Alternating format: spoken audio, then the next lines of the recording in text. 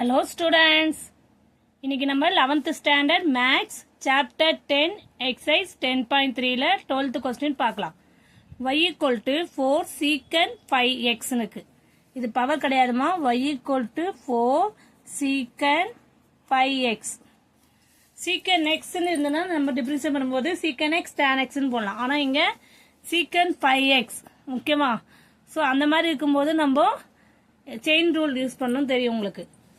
இப்போ டிஃபரன்ஷியேட் பண்ணலாம். Differentiate with respect to x dy by dx equal to இப்போ ஒரு வேரியபிளோட ஒரு கான்ஸ்டன்ட்டும் ப்ராடக்ட்ல இருந்தனா அது 0 ஆகாது. இதே சப்போஸ் உங்களுக்கு ஆட் சப்ட்ராக்ட்ல இருந்து கான்ஸ்டன்ட் தனித்தனியா இருந்தனா அப்போ நீங்க டிஃபரன்ஷியேட் பண்ணும்போது கான்ஸ்டன்ட் டிஃபரன்ஷியேட் பண்ணா 0 ஆயிடும். ஆனா ப்ராடக்ட்ல இருந்தா அது டிஃபரன்ஷியேட் பண்ணும்போது 0 ஆகாது. அந்த 4 அப்படியே போடணும். ஓகேவா. 4 secant 5x இப்போ உங்களுக்கு சாதாரணமாவே டிஃபரன்ஷியேட் பண்ணும்போது secant x இருந்தனா secant x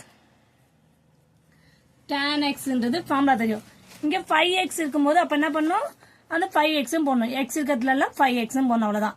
secant x secant 5x tan 5x இது வெறும் நீங்க secant மட்டும் தான் இப்ப டிஃபரன்ஷியேட் பண்ணிக்கீங்க. அடுத்து என்ன டிஃபரன்ஷியேட் பண்ணனும், செயின் ரூல் யூஸ் பண்ணி அகைன் 5x டிஃபரன்ஷியேட் பண்ணோம். ஓகேவா. இதுக்கு முன்னாடி இருக்க சமலாம் பவர் இருந்தா பவரை டிஃபரன்ஷியேட் பண்ணி அப்புறம் உள்ள இருக்கவங்கள டிஃபரன்ஷியேட் பண்ணுவோம். இப்போ tan x அதாவது secant 5x இருக்கனால அந்த 5x திருப்பி டிஃபரன்ஷியேட் பண்ற மாதிரி இருக்கும். அப்போ 4 secant 5x tan 5x d by dx 5x என்ன பண்ணலாம், நீங்க டிஃபரன்ஷியேட் பண்ணும்போது 5 into 1 x டிஃபரன்ஸ் பண்ணா நம்மளுக்கு என்ன தெரியும், 1 ன்றது தெரியும். ஓகேவா. அப்போ x டிஃபரன்ஸ் பண்ணா 1 ன்னு போட்டோம்.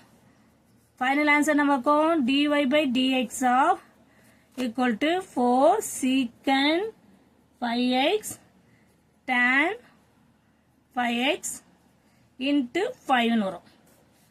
ஃபைனலா என்ன பண்ணலாம், இது ரெண்டுத்தையும் மல்டிப்ளை பண்ணிக்கலாமா. கான்ஸ்டன்ட் மட்டும் பண்ணும்போது 4 5s are 20 secant 5x tan 5x. Clear. Secant 5x tan 5x dy by dx equal to 20 secant 5x tan 5x. Okay. வெறும் சிம்பிளா secant x இந்த டிஃபரன்ஸ் பண்ணி secant x tan x முடிச்சுக்கலாம். ஆனா இங்க 5x னால செயின் ரூல் யூஸ் பண்ணி திருப்பியும் 5x டிஃபரன்ஸ் பண்ணி ரெண்டுத்தையும் மல்டிப்ளை பண்ணி 4 5s are 20. Therefore dy by dx equal to 20 secant 5x tan 5x. புரியுதாம்மா.